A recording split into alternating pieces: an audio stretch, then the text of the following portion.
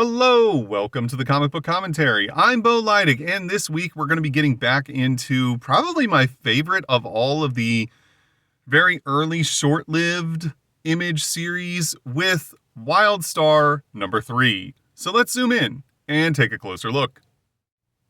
First published in September of 1993, this is of course the third issue of the 4-issue miniseries titled CXVII. Of course, Wildstar only lasts for a total of 7 issues, which is why I call it my favorite short-lived series. And we can see here that our favorite green finhead, the Savage Dragon, will be making a guest appearance in this issue. This was a really common tactic that Image was using in the early days of cross-promoting their books by having different superheroes appear in another creator's book. And it makes sense in terms of making sure that you're trying to build up the entirety of your lineup. It also serves a purpose in which you can now use the power that we already know Savage Dragon possesses as a means of kind of scaling how strong a character like Wildstar is when the two of them, come to blows with each other. We see this a lot with other characters throughout the Image universe as well. Pitt got used for it a ton. There's many instances where Pitt shows up in other series. He showed up in the Cyberforce miniseries and very easily was able to beat up Impact, as we saw. And he also shows up in the Gen 13 miniseries where he goes toe-to-toe with Fairchild. And, he doesn't smack Fairchild around to the same extent that he did Impact, but it's very clear that Fairchild, while not as strong as Pitt, is still, able to hold her own against him. And so it's a really easy way to kind of say, all right, Pitt's the strongest guy that we've got in our universe, but we've also got these other characters who are pretty tough as well. And that's kind of what's going on here, as we'll see once we get inside this issue.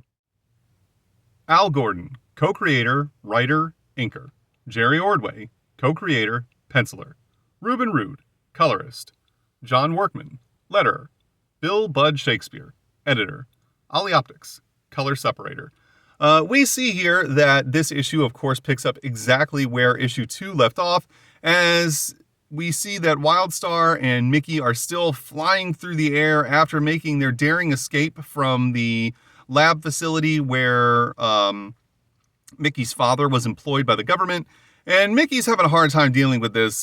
He's very much getting quite motion sick, and Wildstar realizes that he's got to get them down on the ground to keep Mickey from throwing up all over the both of them.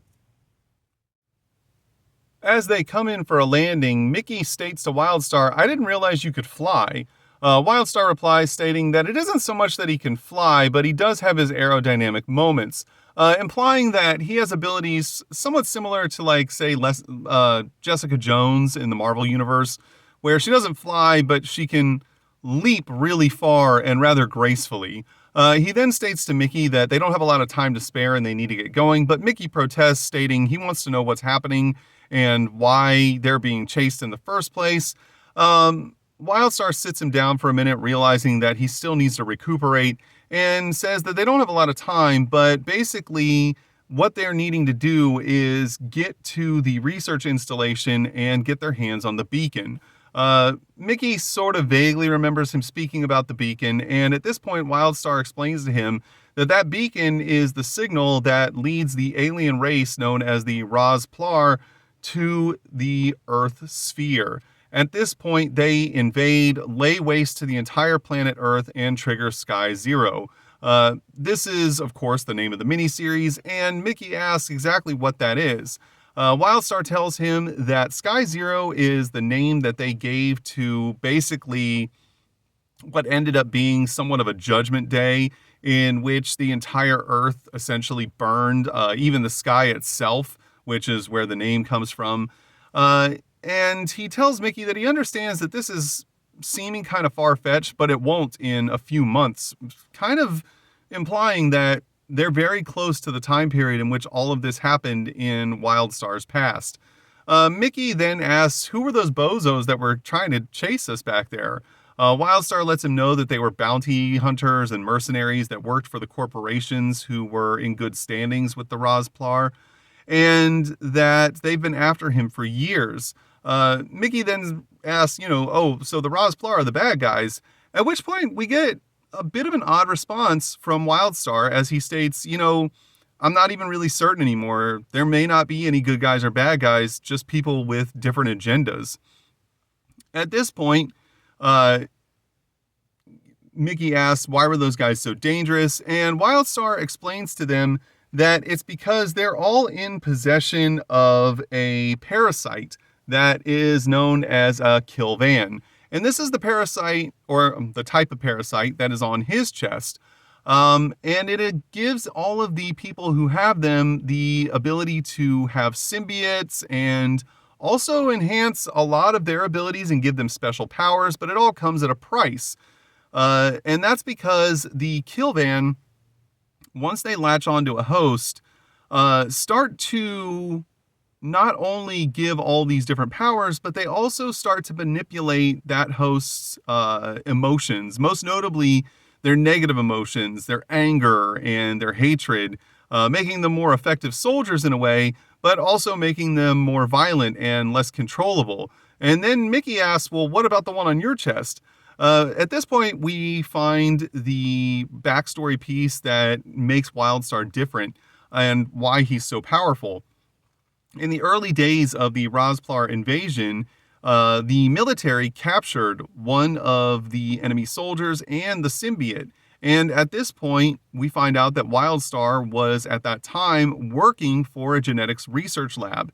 And they were tasked with trying to genetically engineer the Kilvan parasite to enhance its abilities and also get rid of all of the emotional side effects that come with it.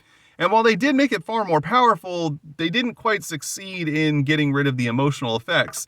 And at this point, Wildstar explains to Mickey that it's very difficult to control one of these parasites when it's on you, and that it gets into the core of your being and is able to release different chemicals throughout your body and brain to get what it wants. And especially when it's needing to feed, it becomes incredibly difficult to control.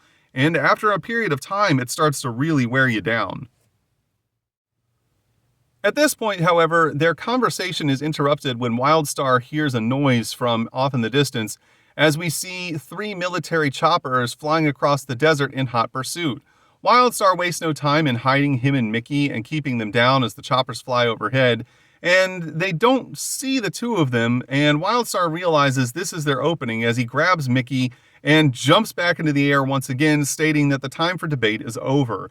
Meanwhile, back in the sky, we see a jet flying with none other than General Rourke and Mickey's father inside, as General Rourke is talking to the helicopter pilots who state they still haven't come into contact with Wildstar or Mickey, and he tells them to continue searching and double back on the pattern they've already hit.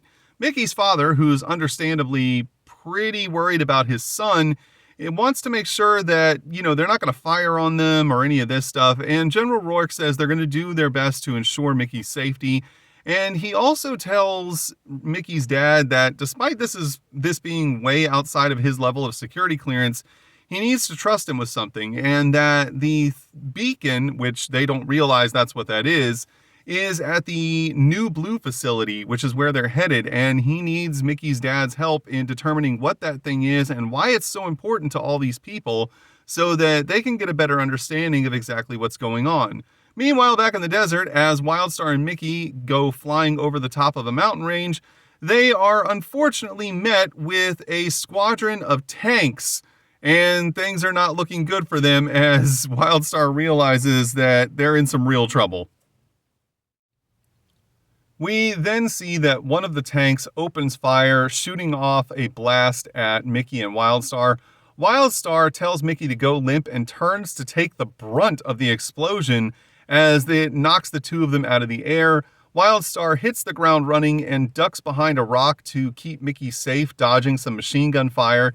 He then tells Mickey to stay put as he jumps into action, leaping into the air and then coming down on top of one of the tanks, crushing it into a tin can, basically, knocking the barrel off the front of the gun turret, and also smashing in the front end of the tank, probably killing some of the soldiers inside, I would assume. Meanwhile, in another part of the desert, which is not too far off, we see a police cruiser. The officer driving says, "Man, you don't talk very much, do you?" And the man in the back says, "No." And he's like, "Hey, come on, man, it's a long trip. I don't want to sit in silence the whole time." At this point, we see that the person he's transporting is none other than Savage Dragon, as he states, "Hey, you can talk all you want, man. Just don't bother me if you can avoid it." The officer says okay, when suddenly they're interrupted by a radio transmission. They're told that all of the roads going through the direction they're headed have been closed off by the feds, and that they're going to have to take the long way around. At this point, the officer says, "Well, it looks like we're going to be spending a lot more time together than we thought," and starts to grill Dragon about, how cool it must be to be a superhero and beat the crap out of all these super bad guys. Not realizing, as we've seen in the Savage Dragon miniseries, by the way, if you'd like to know more about Savage Dragon, check out my Savage Dragon playlist, that being a superhero often comes with a heavy emotional burden and toll, and that Dragon himself has really been put through the ringer in his time with the Chicago PD. Upon hearing this, Dragon perks up a little bit and kind of reprimands the officer and explains to him that being a superpowered crime fighter isn't exactly just all glamorous and glitzy, and lets him know that, he's been working himself to the bone trying to take on the supervillains of Chicago. He just was on a long distance trip transporting someone that calls themselves Death Job from Chicago to Sacramento. And now he's on his way back to Chicago to deal with some new superpowered freak calling himself the Shrew, which does point out exactly what point in time this is happening. The events of this issue are happening between the end of the Savage Dragon miniseries and the beginning of the Savage Dragon ongoing series, and most likely happening after the death of Debbie as well. Dragon then states that he's really had it up to, here with having to deal with all of this stuff and all these guys who, are trying to prove themselves or just want to use their powers to exploit people and do evil with it. And that, he doesn't want to have to deal with another superpowered idiot, and he won't, even if that idiot lands in his lap. As we suddenly see Wildstar smash through the roof of the squad car and land directly on Savage Dragon's lap. And at this point, we find out that Wildstar actually recognizes him and says, "Dragon." And the dragon, of course, doesn't have any idea who Wildstar is and is just shocked at what just happened. We then are transported to another place in the desert where we see that the military plane carrying the general and Mickey's dad has apparently just landed in the middle of the street here and is right in front of a unsuspecting looking house. This confuses Mickey's dad as he asks General Rourke exactly what they're doing here. General Rourke walks right into the house and is greeted by a man washing some dishes, and he says, "Hey, howdy, General. Nice day, don't you think?" And the general says, "Yeah, the skies are clear blue, too." At this point, the man hits a button underneath the counter, which allows them into the basement. Mickey's father is still confused by all of this as the general grabs a mason jar on one of the shelves with nuts and bolts in it, and suddenly one of the basement's walls starts to open and reveals the top secret facility, New Blue, as Mickey's dad is kind of shocked at what they're looking at. Meanwhile, back in the police cruiser, all hell is breaking loose as Savage Dragon and Wildstar are in the middle of a melee as Dragon doesn't realize that Wildstar is not a threat to him and believes that he's being attacked. Wildstar is trying to explain the situation, but Dragon's having none of it as he continues to assault him, punching him in the face as the officer driving the cruiser is trying to get back up and give their location. He yells at Wildstar to stay down. However, Wildstar responds by kicking Dragon in the jaw. He then states, "Hey, I don't want to hurt you." And Dragon says, "Yeah, I know," as he delivers his own kick in turn, blasting Wildstar's head through the rear passenger door, and then grabbing him as Wildstar comes back and headbutts Dragon in the face. This throws Dragon back through the window, and he's really upset and punches Wildstar, knocking him back up through the roof.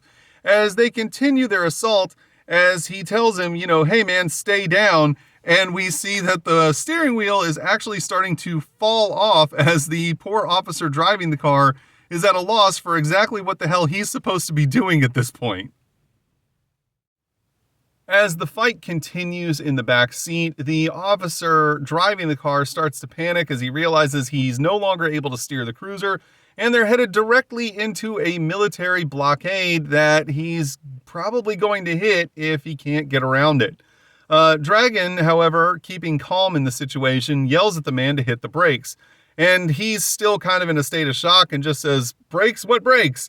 At this point, Dragon says, "Do I have to do everything myself?" as he slams his feet through the floor of the cruiser directly onto the pavement, going full Fred Flintstone on the stop, as he also chucks Wildstar out through the front windshield at the truck that they're careening toward, trying to get the situation under control. Meanwhile, in another part of the desert, we see a sergeant who is ordering his platoon of men into one of the transport choppers. As one of the soldiers bumps into him, he yells at the man, stating, "Have you ever even held a gun before?" The man responds, stating, "Oh, there was that one time," as we see him cleverly pickpocket the general's belt, taking something from him. The general then grabs him and reprimands him, stating, "I'm going to staple your wise-ass mouth shut, and when we get back, you're in some real trouble." As the man hops into the chopper, the other man who helped him up states, "I don't know if I'd smart off to the sergeant like that. That guy's pretty brutal." But the man in question says, "It's okay. I've dealt with his kind before." And we find out that the man in question is in fact Hotwire, who is apparently now in disguise and running with this group of military soldiers for reasons that we don't clearly understand just yet, but it seems like he's probably up to no good, as we do know that he is working with the group of mercenaries who's hunting Wildstar. Back at the scene of the blockade, we see Dragon running toward Wildstar, who has collapsed in the entire side of the military truck that Dragon threw him into. And as Dragon reaches him, he states that he's learned in his time fighting supervillains and creeps and whatnot that the easiest way to take him in is unconscious, as he unleashes a huge uppercut. However, to his surprise, this is not enough to take Wildstar down, as he jumps back up and grabs Dragon's hands. And then he states that he's sorry, that he should have realized that Dragon wouldn't understand any of this. However, their conversation is interrupted when the military choppers show back up and immediately open fire. At this point, Wildstar grabs Dragon and shields him with his own body to protect him. And then, before the onslaught can continue, he leaps into the air and blasts through all the weapon systems on one side of the chopper. Dragon, confused by all this, starts to get up when he's approached by none other than Jumpstart, who gives him a helping hand. He states, "Nice outfit, probably a little distracted by some of her assets." And this is where he kind of messes up, because before he can say another word, Jumpstart unleashes a jolt of electricity directly into his body with a sneak attack. However, Jumpstart vastly underestimated how tough Dragon is, as her attack does basically no damage, and he responds by punching her square in the jaw. This knocks her on the ground. She's still conscious though and states, "Man, I really hate this." We then see that Wildstar, after taking out the weapons on the chopper, falls ungracefully so onto the back of one of the other transport trucks. Mickey is noticeably distraught about the entire situation at hand and is wondering what he can do to help. We then see Wildstar pick the truck up over his head as he tells all the soldiers inside to get out. He then throws the truck at one of the tanks, which causes a huge explosion, knocking him back through the air. And Jumpstart is worried as she decides to run towards his aid. And we then see that Wildstar realizes for the first time that Jumpstart's even there, and then asks where the others are. She says, however, that they apparently don't trust her anymore, and they split. Before this conversation continues, however, Mickey warns them to look out, as suddenly they are hit with a barrage of gunfire. Jumpstart jumping in front of Wildstar, trying to protect him, blocking one of the shots with her arm. And it's at this point we find out that Jumpstart is actually a cyborg, as her arm is all cybernetic and metallic. And, she states that she's been trying to protect Wildstar this entire time, and he was just too slow to realize it. Before that conversation can continue, however, Wildstar grabs Jumpstart and runs behind some rocks for cover. She tells him to put her down, as she's a big girl that can handle herself. Mickey tries to buy some time for the two of them as he decides the best way to do this is to run directly in front of the tank that's firing at them. The man in charge of the tank, however, realizes that there's a civilian running towards them and orders them to hold their fire as he's convinced that this guy's out of his mind, and that's probably a relatively sane assumption given that this dude's just running in front of a tank and trying to block gunfire with his body, as the battle is starting to get completely out of hand for everyone. As we see Mickey scramble onto the top of the tank commander pops open the hatch looking for where Mickey's at, stating that these things weren't designed for that level of close combat. One of the other soldiers takes aim at Mickey, however, Dragon grabs him and tells him to hold his fire, that there's a civilian. However, at this point, a military chopper opens fire on Dragon himself, telling him to remove himself from the situation, that this is military business, he's not to get involved. However, Dragon doesn't take kindly to this as we see him pick up a Jeep and rip one of the wheels off so that he can throw it at the chopper and tells the guys to bite him. And he is little by little starting to realize that something about all of this doesn't seem to add up. Mickey, on the other hand, was able to catch the man coming up out of the tank off guard with a swift kick, knocking him off the back of the tank. As he jumps down, kicks one of the other guys in the tank in the back, smashing his head into the control panel. However, the guy inside of the tank realizes that, he's a lot tougher than Mickey as he jumps back up and catches Mickey with a punch to the face. However, he now realizes that they screwed up the tank and jammed up the bumper relay, which is going to cause the tank to explode. He tells Mickey that they got to get the hell out of here now. Meanwhile, back outside of the tank, we see Dragon jump through the air and grab Wildstar in a headlock, telling him that he wants to know what's going on. Wildstar, however, states that they don't have time to deal with this right now as he quickly kicks Dragon in the chest. Dragon tries to reply with a punch of his own. However, we see that Wildstar catches Dragon's punch mid-air, which completely shocks Dragon, and this is kind of where what I was talking about earlier comes into play, where we can see that Wildstar is actually pretty powerful as he's able to not only match, but in some cases exceed the physical strength of even the Savage Dragon. We then see Mickey and the soldier exiting the tank, trying to get away before it explodes. However, the soldier seems to be headed the wrong way, and Mickey tells him, hey, you're going the wrong way, get behind these rocks, as he pushes him away from the tank and behind the rocks to get him to safety, but he does so at his own detriment. The tank then explodes, catching Mickey in the blast, sending him flying through the air. This, of course, horrifies Wildstar as he connects with another blow against the Savage Dragon. He then runs to Mickey's aid, who is severely injured, grabs him, and then runs away from the gunfire coming from one of the helicopters and drops down into a bit of a crater as he slides down the side and puts Mickey down. He touches Mickey's face and asks him how he's doing, but Mickey says he's feeling pretty funky. Jumpstart then slides down the wall of the crater as Mickey tells Wildstar that he believes that he's injured his spinal cord and all of his limbs are starting to go numb and he can't move any of them. At this point, Jumpstart says that she's going to go hold them off while Wildstar gets Mickey to safety, but Wildstar says he wants her to stay with Mickey. This confuses her, but Wildstar states that he just realized that something has changed in the time loop because none of these events happened before, as he reaches down and rips up a piece of metal that was hidden on the floor of the desert to expose a hatch.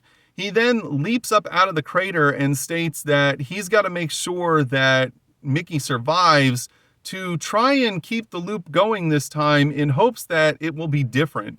At this point, when he jumps up out of the crater, Savage Dragon states, hey, we need to get that kid some medical help. He's hurt. And at this point, Wildstar says, yeah, I realize that, as we see him strike a pose and start to unleash a lot of energy from his body in something we've never seen him do before. At that point, Wildstar releases a huge blast of kinetic energy, which knocks Dragon back off of his feet and even knocks the tanks into the air and bends up their armor and gun barrels. However, such a destructive attack also takes a huge toll on Wildstar as he stumbles backwards and falls back into the crater, which worries Jumpstart and Mickey alike. Mickey asks, hey, what the heck was that? And Wildstar reveals that the concussion blast that he just unleashed took him years to learn, but also is a huge strain on him, and it often takes him days to recover. He then asks Mickey if he remembers the dream that he had earlier that day, and explains that in that dream, he saw a determined and unrelenting fighting force of a man as that man, was embarking on fighting against an entire army and was almost unstoppable in doing so. And then explains to Mickey that that wasn't a dream at all. In fact, it was a memory from when he was much younger and when he was, in fact, Mickey himself. To no one's surprise, I mean, they've kind of been telegraphing that throughout this series. But Mickey, of course, is shocked. And Wildstar tells him that he was remembering that from Mickey's vantage point, not that of Wildstar, and that for as long as he's been stuck in this time loop, that's how he keeps getting his hands on the kill van that he wears. And that because that didn't happen this time around, he knows that something dramatic has changed in the loop. And it's at this point he knows that Mickey has a chance to succeed where he's failed. However, Mickey argues that he doesn't think that's going to be the case as he feels himself starting to fade away. Realizing that he has to ensure that the Earth has a chance to not be destroyed by the Razplar, he decides that he has to make the ultimate sacrifice and starts to remove the kill van from his chest. Mickey asks what he's doing, and Wildstar tells him that he's, become a darker person and that he wants to make sure that the future he comes from doesn't happen, as he suddenly rips the parasite clean off of his chest, of course causing him great pain in doing so. He then places it on top of Mickey and states that this is his final act and, the best that he can do to try and ensure that the world survives.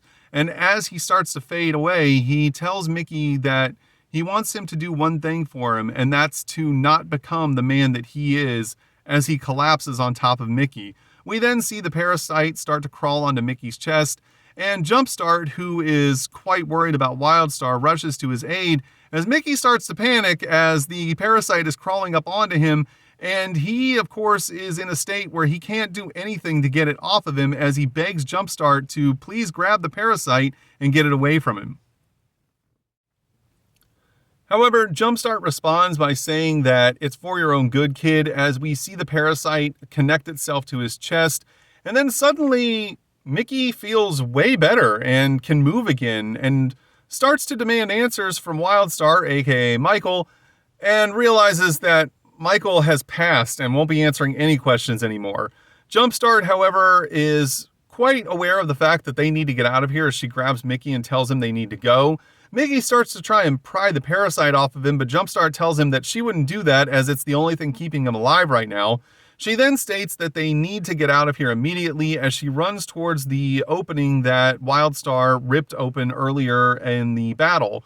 Mickey, however, wants to stop and get Wildstar's body, but Jumpstart says, "What do you mean?" as he turns around and sees his body just disintegrate, which is kind of odd given that he's only like 30 years older. It shouldn't be like a thing where he's so old and the symbiote was keeping him alive or anything. He was like 52 because Mickey is 22 and he's Mickey from 30 years in the future.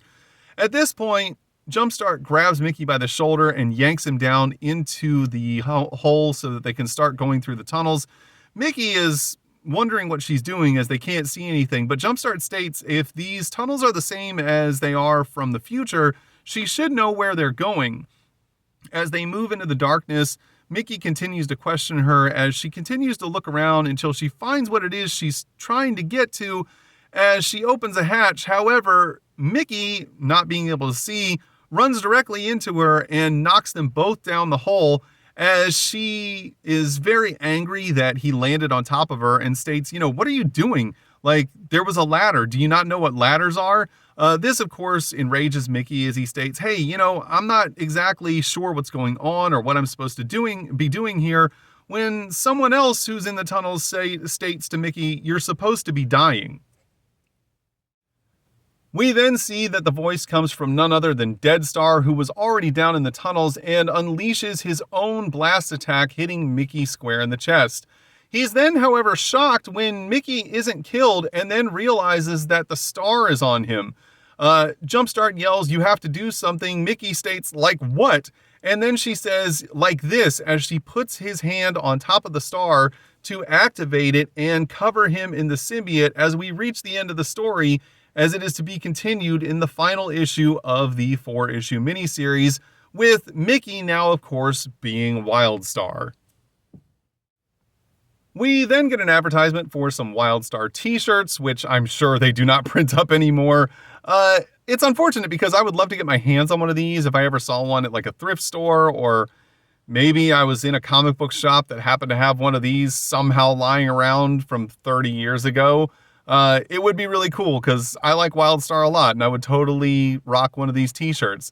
We then get into the wild cards and letters section, which is responded to by Bill Bud Shakespeare, but he does it in this weird, like, Southern California fake surfer tone that's kind of annoying and really difficult to read, and I honestly don't like it very much. As the letter section continues, there aren't any letters that are really all that crazy in this one. Basically, they're all praising the creators of the comic and how much they like it and how much they were surprised by how much they liked it. And the questions that they asked were basically all answered within the pages of this issue, so they're really not worth getting into. However, there is this cool little image in the bottom corner here of Wildstar flying in front of Jumpstart's face, and I thought that looked pretty neat. We then get to image info, which is, of course, the same thing it always is, just little blurbs about upcoming books, nothing really special to see here. And then on the reverse inside cover, we get an advertisement for Spawn issues 16, 17, and 18, when Morrison and Capullo take over while Todd worked on the Spawn Batman team-up. Of course, this would lead to Capullo becoming the primary penciler for a very long time on Spawn. And if you'd like to know more about those 3 issues, plus all the other issues of Spawn that I've made videos on up until this point, you can check out my Spawn playlist and even subscribe to the channel, because you get another issue of Spawn on the first Monday of every month, because I have the entire run of Spawn up until current and plan on continuing to buy those as long as they keep printing them. And that was Wildstar number 3 from the original Wildstar miniseries. Overall, I thought it was actually a really cool book. It did exactly what it needed to do. There was a bit of long exposition in the beginning of the book, but it was necessary in terms of what it filled in for us, the reader, and explaining how important the finding of the beacon actually is in terms of preventing the complete destruction of planet Earth. I also thought that, while it is a little bit cliche to have another character from another book like Savage Dragon show up in this, they did it really well and made it actually make sense, and also explain exactly, how Dragon was all the way in the California desert at this time, between the end of the Savage Dragon miniseries and the beginning of the Savage Dragon ongoing series. So you have a perfect frame of reference if you're collecting Savage Dragon books as to how all that worked out. And I also think they did a really good job with the fight between Dragon and Wildstar, kind of showing that, Wildstar is definitely a force to be reckoned with if he can match blow for blow a fight with the Savage Dragon, and in some ways even best him. He's pretty high up there on the power scale. And my favorite part, in fact, was the part where Wildstar explains that the dream sequence we saw at the beginning of issue number 2 wasn't a nightmare. It was actually a memory of his from before he was given the parasite from the previous Wildstar, and when he himself was in Mickey's position.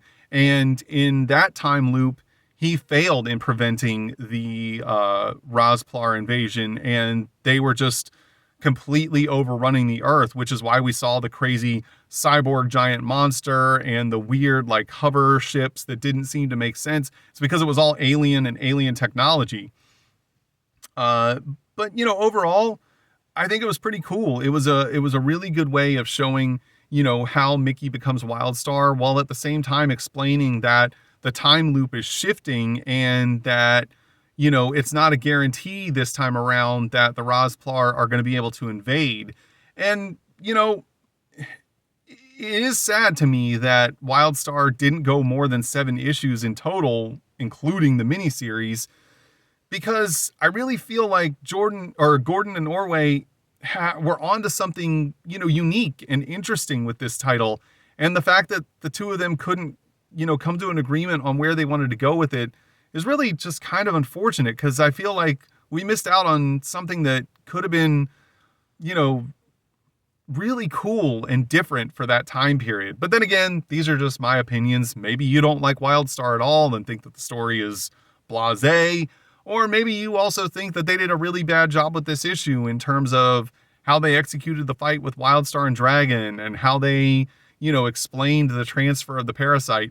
And if so, that's okay, because everyone's entitled to their own opinions. If you enjoyed today's video, please feel free to like, comment, and subscribe. And thanks for stopping by. Have a great day.